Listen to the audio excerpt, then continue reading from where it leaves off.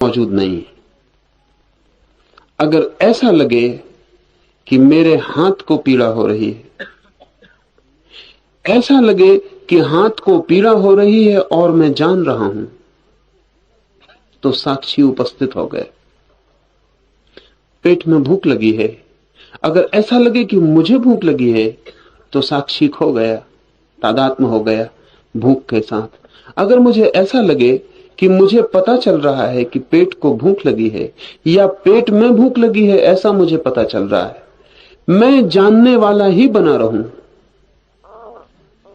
कोई भी अनुभव में समाविष्ट ना हो जाऊं, दूर बाहर, मेरे और मेरे अनुभव के बीच एक फासला बना रहे। यह फासला जितना बड़ा हो उतना ही साक्षी जन्मेगा, ये फासला जितना कम हो उतना ही साक्षी खो जाएगा। साक्षी के खो जाने के लिए जिस शब्द का प्रयोग किया जाता है वो है तादात्म्य, आइडेंटिटी, किसी चीज के साथ एक हो जाना। साक्षी का अर्थ है किसी चीज के साथ अलग हो जाना। अगर कोई व्यक्ति अपने समस्त अनुभवों से अलग हो जाए, चाहे दुख हो और चाहे सुख, चाहे जीवन हो और चाहे मृत्यु, चाहे कुछ भी घटित होता हो, किसी भी घटना में मेरी चेतना घटना के भीतर प्रवेश ना करे, बाहर ही रहे, तो साक्षी का अनुभव शुरू होता है। किसी ने आपको गाली दी, तत्काल गाली लग जाती है भीतर और फासला टूट जाता है। गाली का तीर चुभ जाता है भीतर और फासला टूट जाता है। तब ये ख्याल नहीं रहता कि एक है गाली देने वाला, एक है जिसको गाली दी गई है, और एक मैं हूं जो देख रहा हूं, गाली देने वाले को भी, गाली जिसको दी गई है उसको भी। स्वामी रामतीर्थ इस प्रयोग को करते करते, इस साक्षी के प्रयोग को करते करते अपनी भाषा को भी धीरे धीरे बदल डाले थे। शायद प्रयोग करते करते भाषा बदल गई थी। न्यूयॉर्क में थे, कुछ लोगों ने उनका अपमान किया था। लौटकर वो आए हंसते हुए और उन्होंने अपने साथियों को कहा कि आज बड़ा मजा आया। राम गया था बाजार में। रामतीर्थ उनका नाम था, लेकिन उन्होंने कहा राम गया था बाजार में। कुछ लोग राम को गाली देने लगे, राम बड़ी मुसीबत में पड़ गए। तो मित्रों ने कहा कि आप इस तरह बोल रहे हैं जैसे कोई और को गाली दी गई हो और कोई और मुसीबत में पड़ गया हो। तो राम ने कहा ठीक ऐसा ही हुआ, क्योंकि मैं देख रहा था गाली देने वालों को भी और राम को भी जिस पर गालियां पड़ रही थी।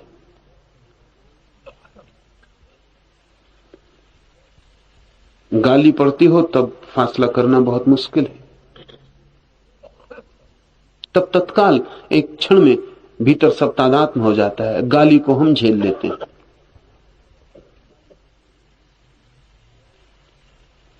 ये चेतना की संभावना कि वो किसी तथ्य के करीब आकर एक हो सकती है और किसी तथ्य से दूर हटकर फासले पर खड़ी हो सकती है, यही समस्त धर्म की संभावना है। अगर ये संभावना नहीं है तो धर्म का फिर कोई उपाय नहीं, और जीवन के दुख के विसर्जन का भी फिर कोई मार्ग नहीं है अगर साक्षी संभव ना हो। एपिटेक्टस यूनान में एक विचारक हुआ, उसके संबंध में खबर थी कि वो साक्षी भाव को उपलब्ध हो गया, लेकिन सम्राट को भरोसा नहीं था। सम्राट ने कहा साक्षी कोई कैसे हो सकता है, खैर परीक्षा ले लेंगे। एपिटेक्टस को बुलवा लिया गया और सम्राट ने दो पहलवान बुलाए और कहा कि इसकी एक टांग इसके सामने ही मरोड़ कर तोड़ डालो।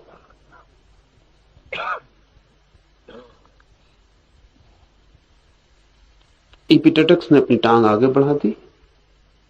सम्राट ने कहा कोई झंझट ना करोगे? एपिटेक्टस ने कहा कि झंझट बिल्कुल फिजूल है, क्योंकि पहलवान मुझसे काफी तगड़े, झंझट बिल्कुल बेकार है। और देर लगाने में एपिटेक्टस को तकलीफ भी बहुत होगी, इसलिए जितनी जल्दी टांग टूट जाए उतनी जल्दी निपटारा हो जाए। कहा एपिटेक्टस ने कि देर लगाने में एपिटेक्टस को तकलीफ भी बहुत होगी।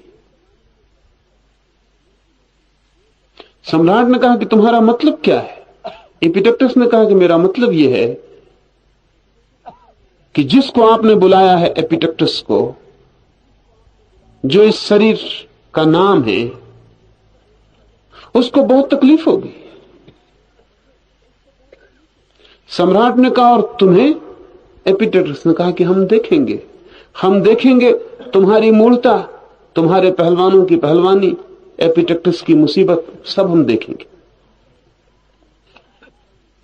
सम्राट ने कहा बातचीत से हल नहीं होगी, टांग तो तोड़नी ही होगी। टांग तोड़ दी गई और एपिटेक्टस देखता रहा। और एपिटेक्टस ने कहा कि अगर कार्य पूरा हो गया हो तो मैं एपिटेक्टस को ले जाऊं।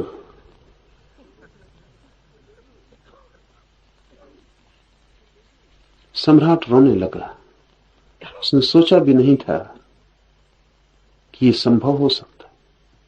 उसने पैर पकड़ लिए एपिटेक्टस से, कहा कि इसका राज। सम्राट ने कहा अभी भी तुम जिसके पैर पकड़े हुए हो वो मैं नहीं। अभी मैं देख रहा हूं कि सम्राट रो रहा है, एपिटेक्टस फिर मुसीबत में, दूसरी मुसीबत।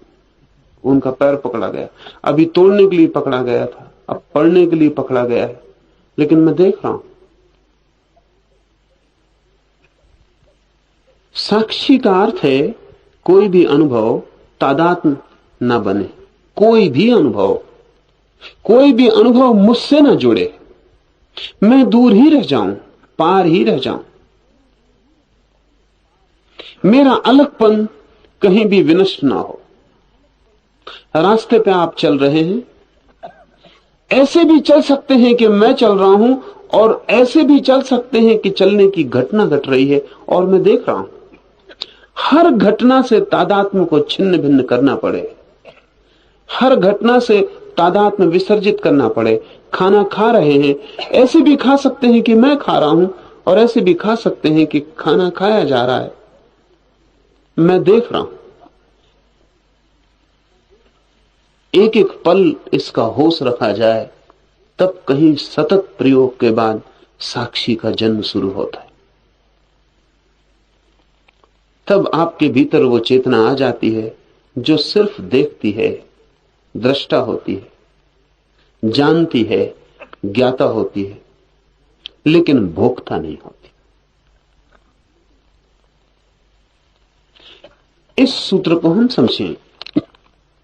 जागृत, स्वप्न और सुषुप्ति, इन तीनों अवस्थाओं में जो भोग, भोज्य और भोक्ता के रूप में है, उससे भिन्न वह सदाशिव, चिन्मय और अद्भुत साक्षी मैं ही हूं। जागृत हो या स्वप्न हो या सुषुप्ति हो, तीनों अवस्थाओं में हमारा अनुभव तीन हिस्सों में विभाजित है। भोग, भोज्य और भोक्ता। भोज्य जिसे हम भोगते हैं, भोजन आप कर रहे हैं तो भोजन भोज्य। आप कर रहे हैं, आप भोक्ता हैं। और भोक्ता और भोग के बीच में जो संबंध है उसका नाम भोग है। भोग संबंध है।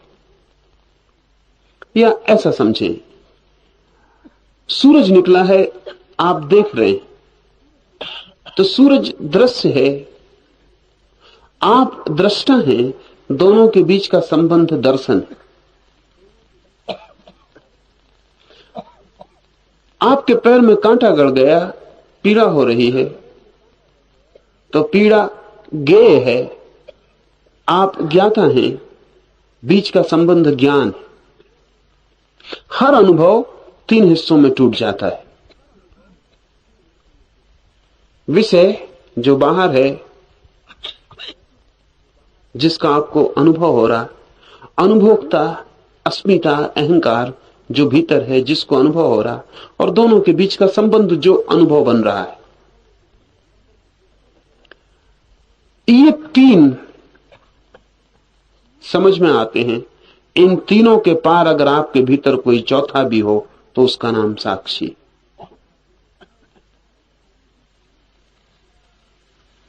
इन तीनों के पार अगर कोई चौथा भी हो जो इन तीनों को ऊपर से देख रहा हो, जो देख रहा हो कि भोजन किया जा रहा, भोग लिया जा रहा, भोक्ता भोग ले रहा और भोक्ता और भोग के बीच में संबंध निर्धारित हो गया है भोग का, इन तीनों के पार भी अगर कोई खड़ा होकर देख सके आपके भीतर, तो उस चौथी संभावना का नाम साक्षी। इन तीन को तो हम अनुभव करते हैं, चौथे को हम अनुभव नहीं करते। और जिन तीन अवस्थाओं की हमने चर्चा की है, उन तीनों में इन तीन का ही हम अनुभव करते हैं। जागते हैं तो भी वही भोग, भोग्य और भोक्ता होता है। स्वप्न देखते हैं तो भी वही भोग, वही भोग, वही भोक्ता होता है। गहरी तंद्रा में, निद्रा में पड़ जाते हैं तो भी सुबह उठकर हम कहते हैं बड़ा सुख आया, और तब फिर सुख का अनुभव वही भोग, भोक्ता और भोग्य में विभाजित हो जाता है। लेकिन चौथे का हमें कोई भी पता नहीं। इस सारे अनुभव में चौथे की हमें कोई झलक भी नहीं मिलती। उस चौथे को जगाना, उस चौथे को उठाना, उस चौथे को आधार देना, उस चौथे में प्रवेश करना, उसका ही साधन ध्यान है। जो भी आप कर रहे हो, ख्याल रखें कि तीन तो ठीक है, चौथा भी कहीं है या नहीं। और जैसे ही ख्याल रखेंगे, चौथा जागना शुरू हो जाए, क्योंकि वो स्मरण से ही जागता है और उसके जगाने का कोई उपाय नहीं। जॉर्ज गुरजेफ ने शब्द प्रयोग किया है रिमेंबरिंग। कहा है कि रिमेंबरिंग, स्मरण ही उसे उठाने का उपाय। गुरजेफ ऐसा करता था। अगर कोई क्रोधी साधक उसके पास आता तो वो नहीं कहता था क्रोध छोड़ दो,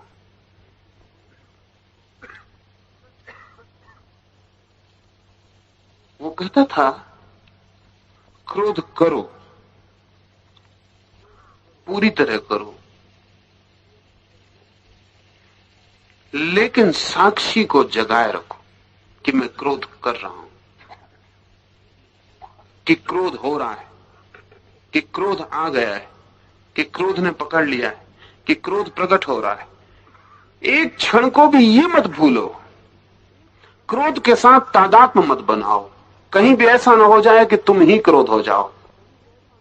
क्रोध से फासला बनाए रखो। साधक बड़ी मुश्किल में पड़ते थे, क्योंकि क्रोध का नियम यह है कि अगर स्मृति रहे तो क्रोध हो नहीं सकता, और अगर क्रोध हो तो स्मृति खो जाती है। दोनों बातें एक साथ नहीं होती। तो अगर कोई साधक ये आके कहे कि हाँ आज मैंने क्रोध किया और स्मृति रही, तो गुरुजी फंसता था, क्योंकि उसको पता है और साधक को पता नहीं कि यह असंभव है, ये होता ही नहीं। क्षण भर को भी अगर क्रोध पकड़ेगा तो उस क्षण स्मृति खो जाएगी। ये चेतना की फोकसिंग का सवाल है। ये ठीक वैसे ही कि जब मैं बाईं तरफ देखूंगा तो मेरी आंखें दाईं तरफ नहीं देख पाएंगी।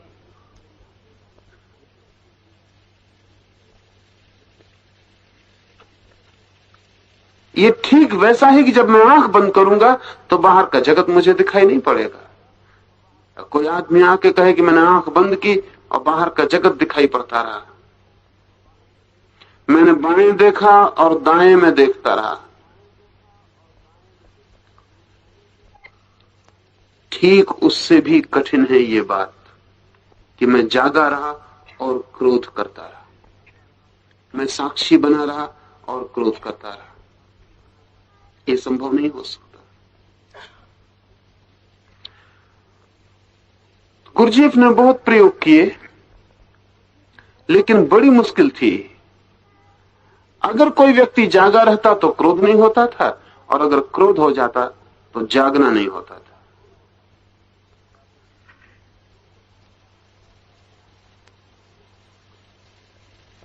तो गुरुजीएफ ने एक नया प्रयोग भी शुरू किया और वो था क्रोध का अभिनय।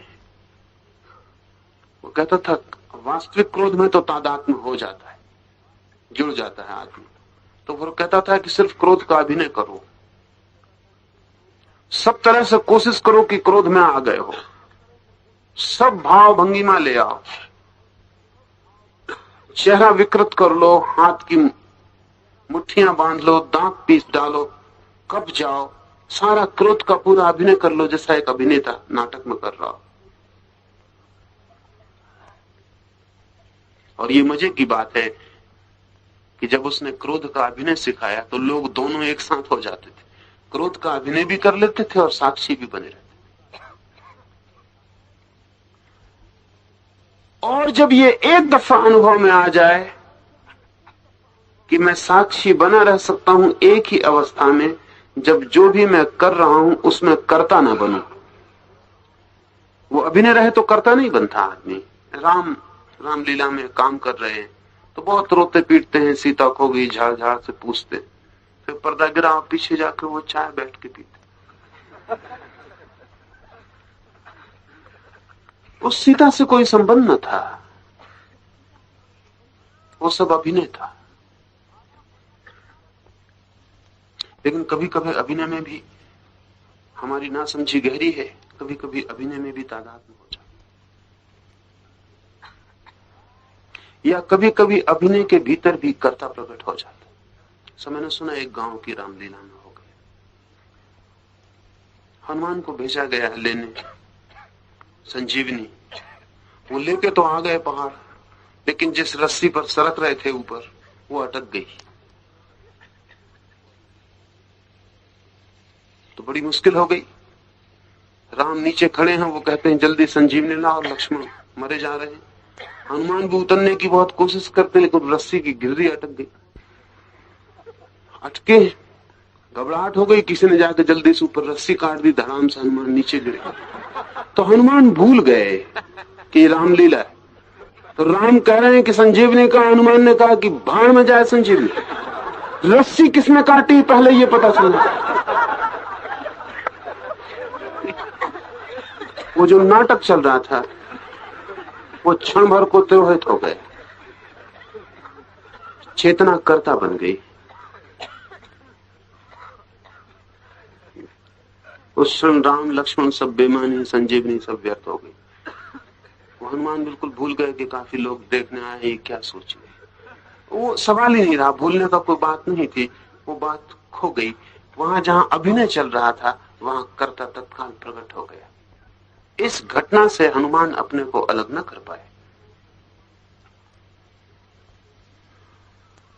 हमारे अभिनय में भी अगर कहीं कर्ता प्रवेश कर जाए तो तादात्म्य हो जाएगा, और इससे विपरीत अगर हमारे कर्म में भी अभिनय का बोध आ जाए तो साक्षी प्रकट हो जाए। इसका मतलब हुआ कि जब भी हम कर्म के कर्ता बनते हैं तब साक्षी को खोकर बनते हैं, साक्षी की कीमत पर बनते हैं। अगर हम कर्म के सिर्फ अभिनेता रह जाएं तो कर्ता खो जाता है और कर्ता की कीमत पर साक्षी उपलब्ध होता है। इसका यह अर्थ हुआ कि आप दो में से एक ही हो सकते हैं, या तो कर्ता या साक्षी।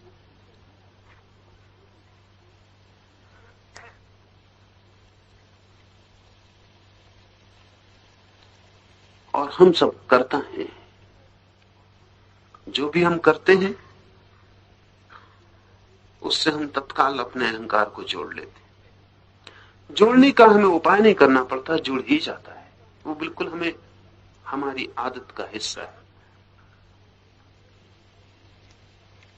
ऐसे कर्म में भी हम कर्ता बन जाते हैं जिसमें हमारा कर्म है ही नहीं।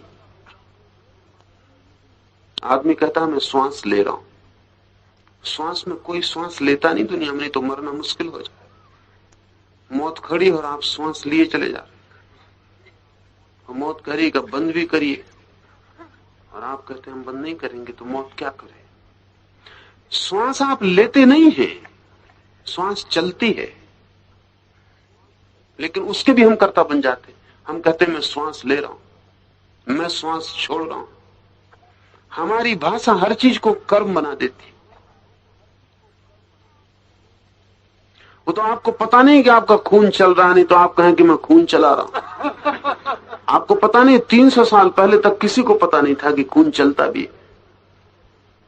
और जब पहली दफा जिस आदमी ने कहा कि खून चलता है, उसको क्षमा मांगनी पड़ी अदालत में जाके। वो क्या फिजूल की बात कर रहा है, खून कैसे चलेगा? खून भरा हुआ है और चलने का हमको कभी खुद भी तो पता चलता नहीं। 300 साल पहले तक दुनिया में किसी को पता नहीं था कि आदमी के भीतर खून चलता है, लेकिन चलता तो है और आप तो चलाने वाले हैं नहीं, आपको पता ही नहीं चलाने का। वैसे ही श्वास भी चलती है, आप चलाने वाले नहीं है। जब तक चलती है चलती, जब नहीं चलती तो नहीं चलती। फिर एक श्वास भी कम ज्यादा लेना संभव नहीं है। लेकिन हम श्वास तक के कर्ता बन जाते हैं और कहते हैं मैं श्वास ले रहा हूं, मैं श्वास छोड़ रहा हूं, मैं कुछ कर रहा हूं। अगर बहुत गहरे में प्रवेश करें तो सारा जीवन श्वास की तरह ही चल रहा है, उसमें आप करता नहीं है। जब बिल्कुल मौलिक चीज के आप करता नहीं है, श्वास जिसके बिना जीवन क्षण भर न चलेगा, तो बाकी सबका आप क्या सोच रहे हैं? भूख आप लगाते, लग रही है। प्रेम में आप पड़ते हैं, पड़ जाते हैं। घृणा आप करते हैं, हो जाती है। क्रोध आप करते हैं, आ जाता है। अगर जीवन की सारी क्रियाओं में ठीक से प्रवेश करें तो आपको पता चलेगा कर्ता एक भ्रांति है, शायद एकमात्र भ्रांति है, अकेली भ्रांति है। बस वही भ्रांति है, बाकी सब भ्रांतियां उसी के फूल पत्ते। उस कर्ता को ही हम अहंकार कहते, ईगो कहते। वो हमारी भ्रांति है। फिर उस भ्रांति पर हमारा जो भी महल खड़ा होता है वो सब झूठा है, उसका कहीं कोई अस्तित्व नहीं। लेकिन जब झूठा आधार ही हमने स्वीकार कर लिया हो तो फिर झूठे महल को बनाने में हमें कोई अड़चन नहीं होती। यश का, प्रतिष्ठा का ये जो संसार, सफलता का, दंभ का ये जो फैलाव है, ये फिर उस झूठे कर्ता पर खड़ा होता चला जाता। लेकिन जीवन की प्रक्रिया का ठीक ठीक बोध हो तो पता चलेगा कर्ता हम हैं नहीं। फिर हम क्या हैं अगर कर्ता नहीं है? अगर ये कर्ता का भाव छूट जाए तो फिर हम क्या हैं? तब हमें पता चलेगा कि हम साक्षी हैं। मेरा किसी से प्रेम हो गया है तो मैं सिर्फ साक्षी हूं। साक्षी हूं इस बात का कि मेरे भीतर कुछ है, उस व्यक्ति के भीतर कुछ है, और इन दोनों के बीच एक आकर्षण निर्मित हो गया है। मैं साक्षी हूं इस बात का। मुझे इस बात का स्मरण रखना चाहिए कि ये घटना घट रही है, ये वैसी ही प्राकृतिक घटना है जैसे कि एक चुंबक के पास लोहा खींचा है। न तो चुंबक खींचता है और न लोहा खींचता है। चुंबक और लोहे के गुणधर्म का ये मेल है कि खींचने की घटना घट जाती है। न तो चुंबक को खींचने के लिए कोई उपाय करना पड़ता है और न लोहे को खींचने के लिए कोई चेष्टा करनी पड़ती। इन दोनों के स्वभाव से ये घटना घट जाती है। ये घटना घटना ही है, इसमें कर्ता कोई भी नहीं है। अगर चुंबक भी आदमी हो तो वो कहेगा मैंने खींचा, निश्चित कहेगा, और अपनी डायरी रखेगा कि मैंने कितने कितने लोगों को खींचा और कितनी कितनी बार कैसे लोहे मेरे चारों तरफ इकट्ठे खींच के आ गए। अगर लोहा भी आदमी हो तो वो भी ये मानने को तैयार नहीं होगा। वो भी कहेगा कितने कितने चुंबकों के पास मैं गया, कितने कितने चुंबकों के पास मैंने यात्रा की। वो भी अपनी डायरी रखेगा। लेकिन हम जानते हैं कि वहां ना कोई खींच रहा है ना कोई खींचा जा रहा है। चुंबक का स्वभाव है, उसका स्वभाव क्षेत्र है, उसका एक फील्ड है, मैग्नेटिक फील्ड है, वो उसका स्वभाव है। वो उसका स्वभाव वैसे ही है जैसा कि लोहे का एक स्वभाव है, उसका भी एक अपना फील्ड है। उन दोनों फील्डों के बीच जो घटना घटती है वो खिंचाव है, उसमें कर्ता कोई भी नहीं है। उसमें कर्ता कोई भी नहीं। अगर एक स्त्री एक पुरुष के प्रति आकर्षित हो जाती है तो ये वैसा ही मैग्नेटिक फील्ड है।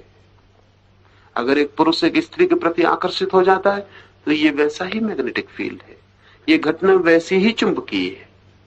लेकिन आप कहेंगे कि एक लोहा एक खास चुंबक के पास आकर्षित क्यों होता है, एक पुरुष एक खास स्त्री के प्रति आकर्षित क्यों होता है, एक स्त्री एक खास पुरुष के प्रति आकर्षित क्यों होती है। अगर इसकी भी गहराई में उतरना शुरू करें तो आपको पता चलेगा ये भी स्वभावगत है। अभी पश्चिम में जुंग ने संबंध में बहुत काम किया और जुंग ने इस बात की खोज की कि हर पुरुष के भीतर जन्म के साथ ही स्त्री की एक प्रतिमा है, एक छिपी हुई स्त्री, एक रूप है स्त्री का। हर स्त्री के भीतर पुरुष की एक प्रतिमा है, एक छुपा हुआ रूप है पुरुष का। और जब कोई पुरुष किसी स्त्री के प्रति आकर्षित होता है उसका कुल कारण इतना होता है कि इस स्त्री का रूप उसके भीतर की छुपी हुई स्त्री के रूप से मेल खाता है। और जब कोई स्त्री किसी पुरुष के प्रति आकर्षित होती है तो उसका इतना ही मतलब होता है कि उस स्त्री के भीतर का पुरुष, छिपा हुआ पुरुष तत्व इस पुरुष से किसी तरह का मेल खाता है।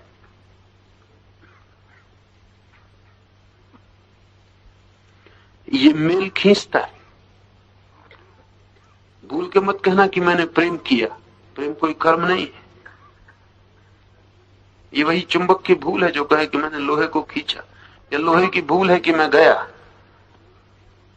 लेकिन हम इसमें भी कर्ता बन जाते हैं। प्रेम और घृणा और क्रोध सब श्वास की तरह चलते हैं। अगर ये जीवन हमें श्वास की तरह चलता हुआ दिखाई पड़ने लगे तो जिसको ये दिखाई पड़ेगा वो साक्षी है।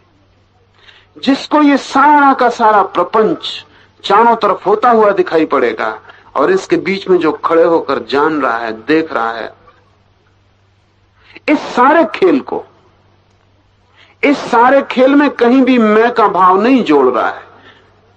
सब मैं के भाव के बाहर खड़े होकर सिर्फ जान रहा है, सिर्फ ज्ञाता है, सिर्फ साक्षी है।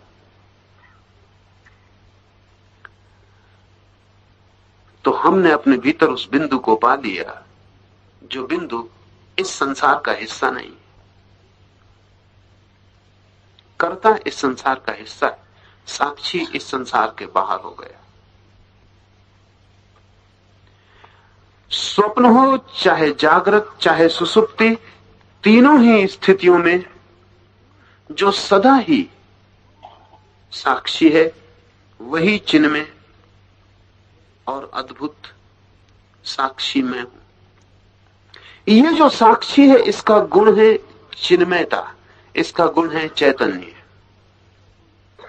मात्र चैतन्य इसका गुण है। चैतन्य का अर्थ हुआ कि मात्र जानना इसका गुण है। जैसे दर्पण का गुण है कि चीजें उसके सामने आए तो प्रतिबिंब बन जाए, ऐसे ही इस साक्षी का गुण है कि जो भी इसके सामने आए उसे ये जान ले। बस जानना इसका गुण है। ऐसा ख्याल करें, फोटो खींचने वाला कैमरा है तो उसके भीतर की प्लेट भी प्रतिबिंब बनाती है, वैसे ही जैसे दर्पण बनाता है। लेकिन दर्पण और फोटो प्लेट में एक फर्क है। प्लेट जो प्रतिबिंब बनाती है उसे बनाती नहीं, पकड़ भी लेती। दर्पण भी प्रतिबिंब बनाता है लेकिन पकड़ता नहीं। आप हटे और प्रतिबिंब भी हट जाता और दर्पण खाली, शून्य और शांत हो जाता। इसका यह भी मतलब हुआ कि जब फोटो प्लेट पकड़ती है तो ऐसा नहीं कि जब आपका चित्र बनता है उसके बाद में पकड़ती, बनता ही नहीं, बनता ही है और पकड़ जाता है। और दर्पण जब आप हटते हैं तभी खाली होता है, ऐसा नहीं। जब आप सामने होते हैं प्रतिबिंब भी बनता रहता तो भी दर्पण खाली होता है, नहीं तो आपके हटने से खाली नहीं हो जाएगा। फोटो प्लेट की तरह है कर्ता का भाव। जो कुछ भी करते हैं फौरन पकड़ लेते हैं, जकड़ जाते हैं। दर्पण की तरह है साक्षी का भाव। होता है सब, दर्पण पे बनता है, खबर मिलती, प्रतिफलन होता है, बोध होता है, पकड़ता कुछ भी नहीं। फोटो प्लेट और चित्र के बीच जो पकड़ने की घटना बनती है, उन्हीं सब घटनाओं के जोड़ का नाम मैं है। सब घटनाओं के जोड़ का नाम, जितनी जितनी घटनाएं फोटो प्लेट ने पकड़ी हैं, उन सब के जोड़ का नाम मैं है। दर्पण के पास मैं नहीं बन सकता, क्योंकि जोड़ना असंभव है। एक चीज हटती है, दर्पण खाली हो जाता है, दूसरी चीज आती है, हटती है, दर्पण खाली होता चला जाता है। दर्पण के पास कोई संपदा नहीं है जिसको जोड़ के वो मैं का भाव बना सके। साक्षी में मैं निर्मित नहीं होता, इसलिए आपको जिस दिन साक्षी का अनुभव शुरू होगा, उस दिन मैं का अनुभव समाप्त हो जाए। या इसे ऐसा समझें कि मैं का अनुभव अगर समाप्त कर दें तो साक्षी का अनुभव शुरू हो जाए। जब तक मैं निर्मित होता है, तब तक जानना कि कर्ता का काम जारी है और साक्षी से अभी कोई संबंध नहीं हुआ। बुद्ध जैसा व्यक्ति जब जमीन पे घूमता है तो वो दर्पण की तरह घूमता है।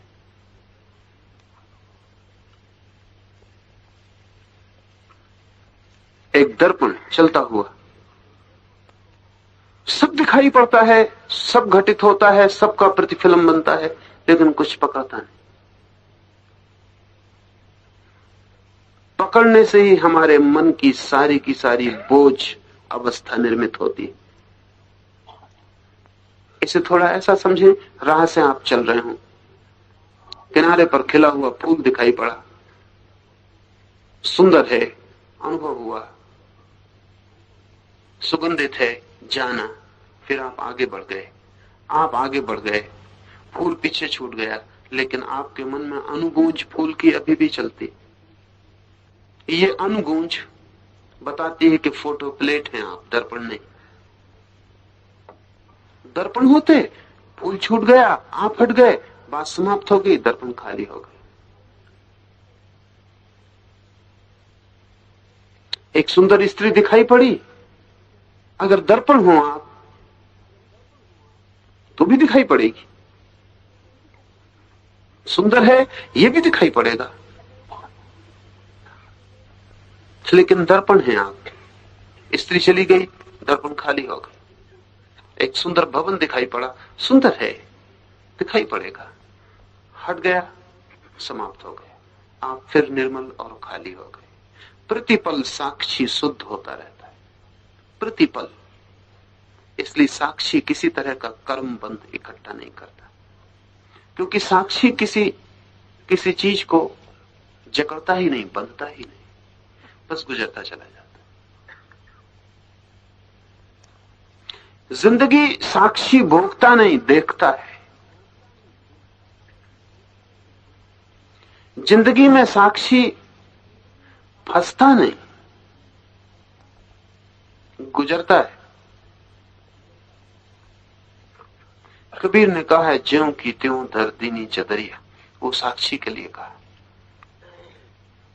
जैसी दी थी परमात्मा ने जिंदगी, वैसी की वैसी वापस रख दी, उस पर दाग नहीं पड़ने दिया।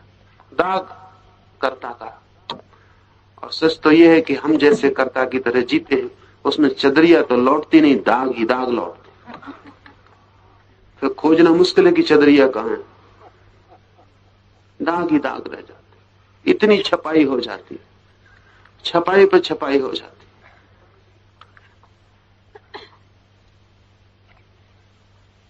चदरिया तो खो जाती, दागों का एक संग्रह रह जाता। लेकिन साक्षी भाव से गुजरा हुआ आदमी, रिंझाई ने कहा है अपने शिष्यों से मरते वक्त कि एक ही सूत्र तुम्हें कह जाता हूं, पानी से गुजरना तो, लेकिन तुम्हारे पैर न भीगे। पानी से गुजरिएगा तो पैर हम कहेंगे भीग ही जाएंगे, लेकिन साक्षी के नहीं भीगते, क्योंकि साक्षी इन पैरों को अपना पैर ही नहीं मानता। साक्षी तो ये भी देखता है कि पानी से गुजर रहा है। अगर रिंझाई है तो रिंझाई देखता है कि रिंझाई पानी से गुजर रहा है, रिंझाई के पैर भीग रहे हैं, लेकिन मेरे तो पैर नहीं भीग रहे हैं, क्योंकि मैं पानी से गुजर ही कहां रहा हूं। पानी भी है, पैर भी हैं, गुजरने वाला भी है और एक देखने वाला भी है। वो देखने वाला अस्पर्शित रह जाता है, अछूता रह जाता है। वो अछूतापन जो है वही, अगर ठीक से समझे, वही जीवन की गहनतम, जीवन की आत्यंतिक आधारशिला है। वैसा व्यक्ति सदा ही कुंवारा है, अछूता है। फूल की पखड़ियों पर भी धूल बैठ जाती होगी, उस पर धूल नहीं बैठती, क्योंकि धूल जिस कारण से बैठती है वो कारण विसर्जित कर दिया गया है। तादात्म्य कर्ता का भाव विसर्जित कर दिया गया है। हम पर तो हर चीज की धूल बैठ जाती, और ऐसी धूल ही नहीं बैठ जाती जिसमें कारण हो, अकारण धूल भी बैठ जाती। राह से गुजर रहे हैं, कोई एक फिल्म की कड़ी गुनगुना रहा है, वो आदमी भी चला गया, वो फिल्म की कड़ी भी चली गई, आप गुनगुना रहे हैं उसे। ऐसी तरह इस तरह धूल बैठ जाती है। अब आप उसको गुनगुनाए जा रहे हैं, और जरा कोशिश करिए उसको रोकने की, तो मन इंकार कर देगा। वो कहेगा गुनगुनाएंगे, जितना रोकेंगे उतना ज्यादा गुनगुनाएंगे। रोकने की कोशिश की तो पता चलेगा पराजित हो गए। यहां एक बात और ख्याल में लेनी चाहिए, जो लोग कर्ता भाव से जीते हैं, अगर वे धार्मिक भी हो जाएं तो भी उनका कर्ता भाव नहीं जाता है। वे वहां भी कर्तापन लगाए रखते हैं। वे कहते हैं, पहले वे कहते थे हमने महल बनाया, अब वे कहते हैं हमने त्याग किया। इसे थोड़ा ठीक से ले लेंगे। अगर कर्तापन जारी रहे तो धर्म में प्रवेश ही नहीं होता। लेकिन हम जिन धार्मिकों को आमतौर से जानते हैं, वे धार्मिक संसार में तो कर्ता थे ही, धर्म में भी करता रहते। वे कहते हैं कि पहले भोग भोगा, अब त्याग किया, लेकिन करना जारी रहता है।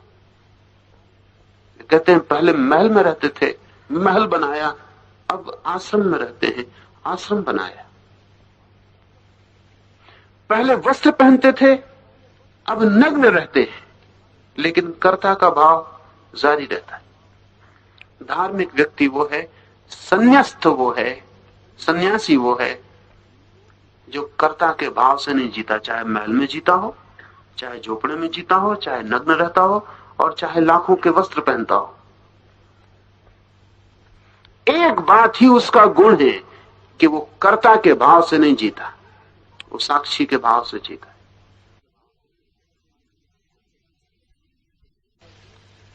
डायोजनीस के संबंध में मैंने सुना है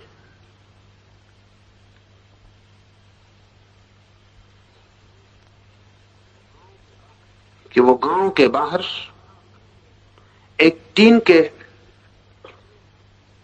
पोंगरे में पड़ा रहता था, नग्न। टीन का पोंगरा था, गांव के बाहर था, आवारा कुत्ते भी उसमें आके सो जाते थे। डायोजनीस भी उसमें सोया रहता था। नग्न फकीर था, न उसके पास कोई घर था, न कोई झोपड़ा था। वो ये टीन का पोंगरा गांव के बाहर पड़ा था, बेकार कचरा घर का, जिसमें लोग कचरा फेंकते थे, खराब हो गया था, गांव के बाहर फेंक दिया था। वो उसी में घुस के सो जाता था। आवारा कुत्ते भी उसमें सोते थे। कभी कभी डायोजनीस के दूर दूर से शिष्य भी आ जाते थे उसको पूछने, कुछ ताशने। तो अनेक बार शिष्य कहते थे कि इन कुत्तों को भगा क्यों नहीं देते।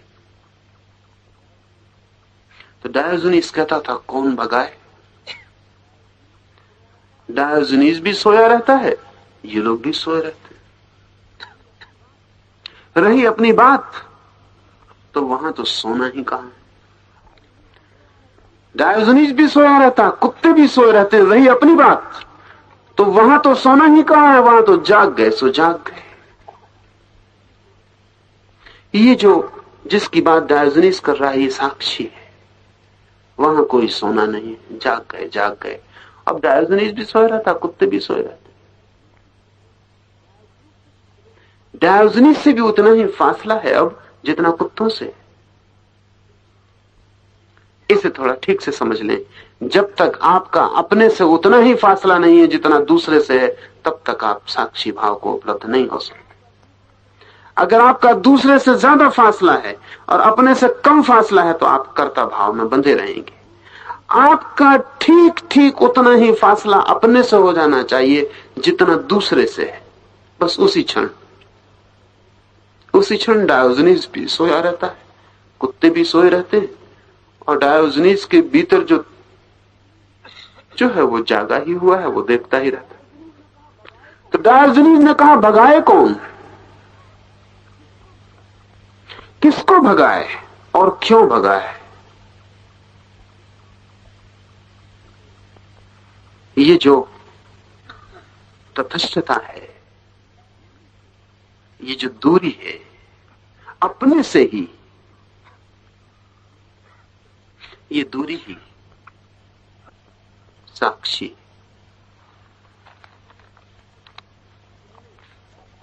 चिन्ह में उसका स्वरूप है, बस एक ही लक्षण उसका कहा जा सकता है चिन्ह में, चैतन्य, कॉन्शियसनेस। इसका अर्थ गहरा है, लेकिन क्योंकि अगर चिन्ह में उसका स्वरूप है तो उसका अर्थ हुआ कि वो कभी चिन्ह में शून्य नहीं हो सकता, कभी अचेतन नहीं हो सकता। चेतना अगर उसका गुणधर्म ही है, जैसे आग अगर गर्म है, ये उसका गुणधर्म है, तो फिर आग ठंडी नहीं हो सकती। और अगर ठंडी हो जाती है और आग बनी रहती है, तो फिर ये गर्म होना उसका गुणधर्म ना रहा। स्वभाव का अर्थ है जिससे कभी च्युत नहीं हुआ जा सकता। अगर इस भीतर छिपे हुए रहस्य का स्वभाव ही चैतन्य है, तो फिर हम सो कैसे गए? फिर हम बेहोश क्यों? फिर हम अचेतन क्यों? ये बड़ा महत्वपूर्ण सवाल है जो सदियों सदियों में पूछा गया और खोजा गया कि अगर ये सच है कि ये भीतर छिपी हुई आत्मा ज्ञान है, ज्ञान इसका स्वधर्म है, तो फिर ये अज्ञान घटित कैसे हुआ है? और ये संगत है सवाल। अगर मेरा स्वभाव ही शाश्वतता है, तो ये फिर मृत्यु घटित कैसे होती? फिर मैं मरता कैसे हूं? अगर मेरा स्वभाव ही स्वास्थ्य है, तो ये बीमारी आती कैसे है? और अगर मेरे भीतर ये शुद्ध बुद्ध परमात्मा छिपा है, तो फिर मैं बुरा कैसे हो जाता हूं? दो ही बातें हो सकती हैं, या तो ये मेरा स्वभाव ना हो, ये मेरा स्वभाव ना हो, सिर्फ संयोगिक गुण हो, तो ये हो सकता है। लेकिन अगर ये स्वभाव नहीं है तो एक खतरा होता है। खतरा वो ये है कि अगर ये स्वभाव नहीं है, ये चेतना सिर्फ संयोगिक गुण है, तो फिर इसे पाने और खोजने की जरूरत भी क्या है? और पाके भी जो संयोगिक है वो कभी स्वभाव नहीं बन सकता। इसलिए भारत में तो एक बहुत अनूठी चिंतन धारा चली। अनेक भारत में ऐसे विचारक हुए हैं, गहन विचारक, जिन्होंने कहा कि परम अवस्था में चैतन्य रह नहीं जाएगा, मोक्ष में चेतना नहीं रह जाएगी, क्योंकि उन्होंने कहा कि चेतना जो है और अचेतना जो है ये सब संयोगिक गुण है। मगर ये तो बड़ी अजीब बात है। अगर मोक्ष में चेतना ही न रह जाए तो मुक्ति किसकी? अगर होश ही न रह जाए तो उससे तो ये बेहोशी बेहतर। कम से कम थोड़ी चेतना तो है, परतंत्रता है माना, लेकिन होश तो है। स्वतंत्रता पूरी हो जाए और बेहोशी हो जाए तो बेमानी है। लेकिन उन विचारकों की तकलीफ यही थी कि वो ये समझाने में असमर्थ हुए कि अगर चेतना का स्वभाव चैतन्य है तो फिर आदमी बेहोश क्यों है? फिर आदमी सोया हुआ क्यों? अगर जागा हुआ होना उसका भीतरी गुण है तो ये नींद कहां से घटित होती?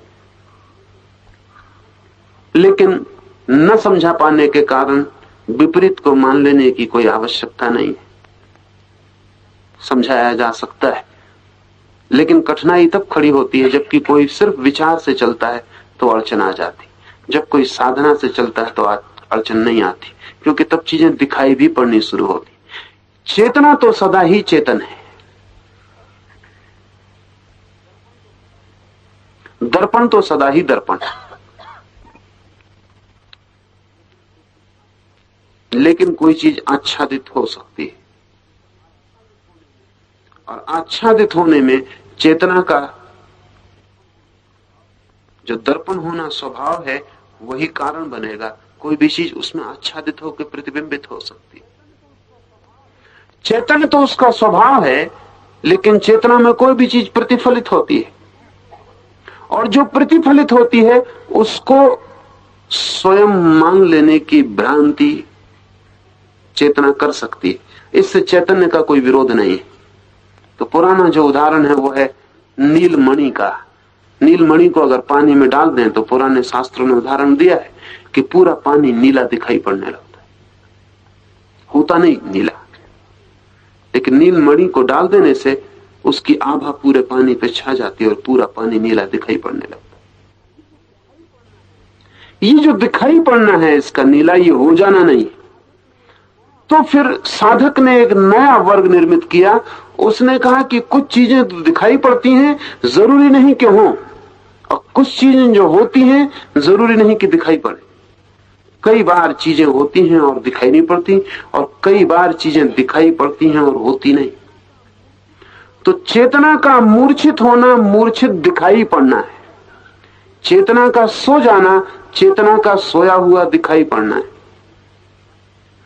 इसलिए एक मजे की बात फकीरों ने कही है, कबीर ने भी कही है, फरीद ने भी कही है, और फकीरों ने भी कही है कि अगर कोई आदमी सच में ही सोया हो तो उसे जगाना बहुत आसान, लेकिन कोई बन के सोया हो तो फिर जगाना बहुत मुश्किल। लेकिन बन के सोया जा सकता है। ये मजे की बात है, बन के सोया जा सकता है। और बन के अगर कोई सोया हो तो उठाना बहुत मुश्किल। शायद हम उठ नहीं पाते इतनी चेष्टा के बाद भी। उसका मौलिक कारण यह है कि हम सोए हुए कम, बन के सोए हुए ज्यादा है। शायद इसीलिए इतनी चेष्टा चलती है। कितने बुद्ध, कितने महावीर, कितने जीसस, कितने जरथुस्त्र चेष्टा करते रहते हैं जगाने, लेकिन आदमी है कि करवट बदल के फिर अपनी चादर ओढ़ के सो जाता, पहली दफे से और अच्छी तरह से ढंग से सो जाता। अस्त व्यस्त हो गया होगा थोड़ा नींद में, चादर उखड़ गई होगी, कहीं पैर उखड़ गया होगा, कहीं सिर तकिया हट गया होगा। ये महावीर बुद्ध की कृपा से इतना होता है कि करवट बदल के, तकिए को ठीक करके, बिस्तर को संभाल के, चादर को ठीक से ओढ़ के सो जाता।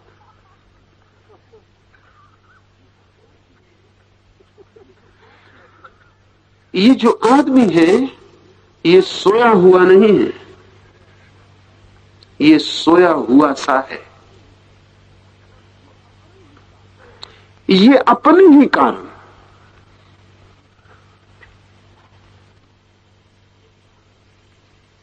मैं एक गांव में था, एक मित्र मुझे मिलने आए। कुछ आधी ही बात हुई होगी और अधूरी ही बात में था कि वो एकदम अचानक उठ के खड़े हो गए और उन्होंने कहा कि क्षमा करें, मैं और ज्यादा आपकी बात नहीं सुनना चाहता। तो मैंने पूछा कि मैं कभी आपको कहने आपके घर गया नहीं था, आप ही आए थे, मैंने बात शुरू भी नहीं की थी, आपने ही कुछ पूछा था। उन्होंने कहा मैं ही आया था और मैंने ही पूछा था, और मैं ही आपसे कहता हूं कि बस आप रुक जाएं, मैं और सुनना नहीं चाहता। अभी मेरे छोटे छोटे बच्चे, मैंने कहा मेरी बात से आपके छोटे बच्चों का क्या संबंध? उन्होंने कहा घर गृहस्थी बिल्कुल कच्ची, आऊंगा एक दिन आपके पास, लेकिन अभी नहीं, अभी वो वक्त नहीं आया, मुझे जाने दें। और उनकी पीड़ा वास्तविक थी, और मैंने जाना कि वो आदमी ईमानदार था। वो उन आदमियों में से था जो जग जाए तो फिर करवट बदल के सो नहीं सकेगा।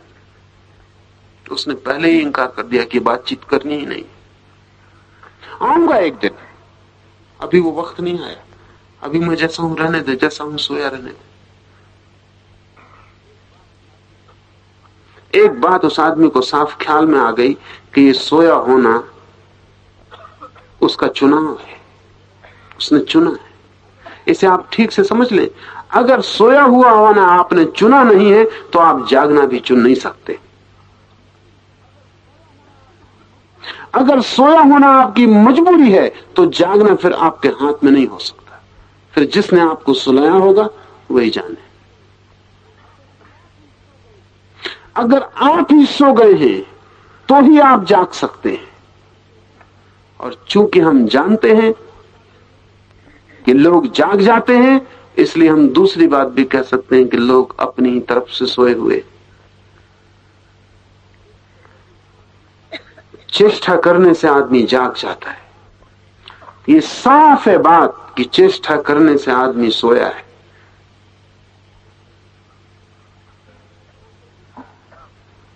क्या है चेष्टा हमारे सो जाने की? क्या है रस? रस तो होगा ही, अन्यथा हम सोएंगे क्यों? रस कुछ होगा, रस कुछ है। वो रस क्या है? आदमी चैतन्य है। चैतन्य होने के कारण उसके पास दृष्टि है, प्रकाश है, बोध है। ये बोध जैसे ही उसके पास है, ये चीजों पे पड़ता है, वस्तुओं पे पड़ता है, लोगों पे पड़ता है। एक दिया हम जलाएं तो दिया जलते ही करेगा क्या? दिया प्रकाश है, तत्क्षण चीजों को प्रकाशित करेगा। और क्या करेगा? कमरे में अंधेरा था, कुछ दिखाई नहीं पड़ता था, दिया जला, भभक के लपट बनी, तत्काल पूरा कमरा आलोकित हो गया। अगर दिए को चेतना भी हो तो दिए को अपनी ज्योति दिखाई नहीं पड़ेगी। अगर चेतना हो तो दिखाई पड़ेगा कमरे में क्या क्या रखा है। दीवार है, सोफा है, कुर्सियां हैं, तस्वीरें हैं, तिजोरी है, सब कुछ दिखाई पड़ेगा। सिर्फ एक चीज दिखाई नहीं पड़ेगी, वो जो ज्योति है वो दिखाई नहीं पड़ेगी। दिए को ज्योति कैसे दिखाई पड़ेगी? दिया अगर होश से भर जाए, अचानक दिए में आत्मा आ जाए तो क्या होगा? कमरा दिखाई पड़ेगा। जो जो प्रकाशित हो रहा है वो दिखाई पड़ेगा। और उसी दिखाई पड़ने से वासना का जन्म होगा। 10 तस्वीरें लगी हैं, अगर दिया सजग हो जाए तो एक तस्वीर उसे प्यारी लगती है, वो चाहेगा कि मुझे मिल जाए, ना भी मिले तो कम से कम मैं उसके निकट पहुंच जाऊं, और पास और पास और पास। दिखे चारों तरफ कि तिजोरियां रखी हैं तो दिया सरकने लगेगा, कोशिश करने लगेगा, पास जाने लगेगा। और आदमी की चेतना का दिया जिस प्रकाश को फैलाता है वो इस पूरे ब्रह्मांड पर पड़ता है। अनंत वासनाएं पैदा हो जाती, अनंत वासनाएं पाने की, पहुंचने की, होने की। और एक बात भूल जाती है जो स्वाभाविक है कि ये जो देख रहा है, जान रहा है, प्रकाशित कर रहा है, इसका विस्मरण हो जाता है। यही निद्रा है। और जब ये भागती है चेतना की ज्योति, चीजों को पाती है, पा लेती है, इकट्ठा कर लेती है, तो अहंकार जन्मता है कि मैंने ये पा लिया, ये इकट्ठा कर लिया। तो फिर कर्ता निर्मित होता है। इसका मतलब हुआ बोध से वासना जगती है, वासना की सफलता से कर्ता निर्मित होता है। नींद गहरी परत दर परत बढ़ती चली जाती। इसका यह कारण नहीं है कि चेतना का स्वभाव चैतन्य नहीं है। चैतन्य है स्वभाव, इसीलिए ये सब घटित होता है। अगर चेतना में ज्योति ना होती, चेतना ना होती, ये कुछ भी घटित ना होता। पत्थर में कहीं वासना दिखती? पत्थर पड़ा है जहां के तहां, बिल्कुल सिद्ध अवस्था में रहता है, कोई वासना की लहर नहीं उठती। इसलिए हम उसे जड़ कहते। अगर जड़ और चेतन का ठीक से अर्थ समझें तो जहां जहां वासना उठती है वहीं वहीं चैतन्य, और जहां जहां वासना नहीं उठती वहीं जड़ है। फिर वासना का भी अगर ठीक से समझें तो पशुओं में उतनी तीव्रता से नहीं उठती जितनी मनुष्यों में उठती, भवक के उठती। तो वासना जितनी भवक के उठती है, चैतन्य उतना ज्यादा है। इसलिए भवक के उठती। चैतन्य जितना बढ़ता जाता है वासना उतनी भवक के उठती।